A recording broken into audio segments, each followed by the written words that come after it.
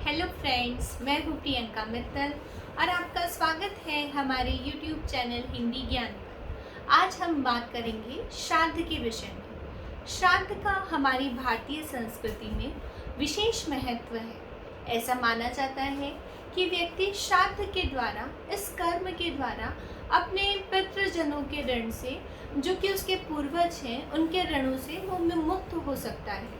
इस परंपरा को मैं बहुत ही अच्छा मानती हूँ, क्योंकि इस परंपरा के द्वारा व्यक्ति एक तो अपने जो मृत परिजन हैं उन्हें, अपने पूर्वजों को याद करता है, साथ ही साथ उनके नाम पर व्यक्ति के द्वारा कई प्रकार की दान दक्षिणा भी दी जाती है।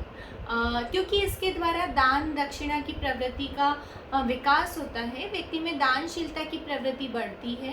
अतः इस प्रवृत्ति को हम अच्छा कह सकते हैं, ये परंपरा अच्छी है। परंतु अगर व्यक्ति यह मान के चले कि केवल श्राद्ध कर्म के द्वारा व्यक्ति अपने पैतृक ऋण से जो है वो मुक्त हो सकता है, तो वो अनुचित है। मैंने कई ऐसे परिवार देखे हैं जहाँ पर जीवित रहते हुए उनके माता पिता की किसी भी प्रकार की कोई भी सेवा नहीं की जाती, उनकी इच्छाओं को पूरा नहीं किया जाता और उन्हें कई प्रकार के कष्ट दिए जाते हैं। और इन्हीं कष्टों को भोगते हुए जब उनके माता पिता या फिर उनके पारिवारिक वृद्धजन जब अपनी मृत्यु को प्राप्त हो जाते हैं, तो उनके पारिवारिक सदस्यों के द्वारा गड़ियाली आंसू बहाए जाते हैं।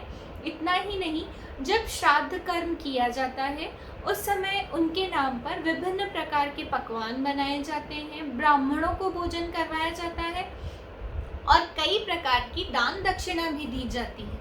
वो व्यक्ति जो जीवित रहते हुए कई प्रकार के कष्टों को भोग रहा था, जिन्हें उन्होंने कभी भी प्रेम पूर्वक अपने पास नहीं रखा, उन्हीं व्यक्तियों के नाम पर, उन्हीं लोगों के नाम पर अगर हम कई प्रकार की दान दक्षिणा करें या फिर कई लोगों को विभिन्न प्रकार के पकवान खिलाएं और ये मान लें कि हम अपने पैतृक ऋण से मुक्त हो गए हैं, तो ये बिल्कुल अनुचित है।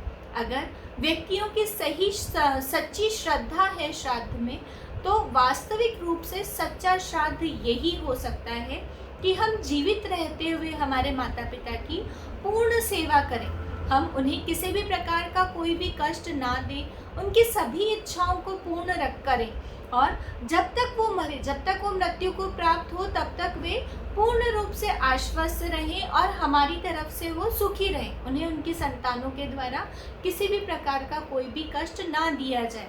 अगर ऐसा व्यवहार हम अपने माता पिता के साथ करें, तो वो ही हमारा सच्चा श्राद्ध माना जाएगा। सभी के द्वारा ये कार्य जो किया जाता है उसे मैं अनुचित नहीं मानती, परंतु साथ ही साथ मेरा मानना यह भी है कि हम श्राद्ध कर्म करें, लेकिन जीवित रहते हुए अपने माता पिता की सेवा भी अवश्य ही करें। आशा करती हूँ कि मेरा ये वीडियो आप सभी को पसंद आया होगा। अगर पसंद आया है तो मेरे चैनल को लाइक, शेयर एंड सब्सक्राइब ज़रूर कीजिएगा। धन्यवाद।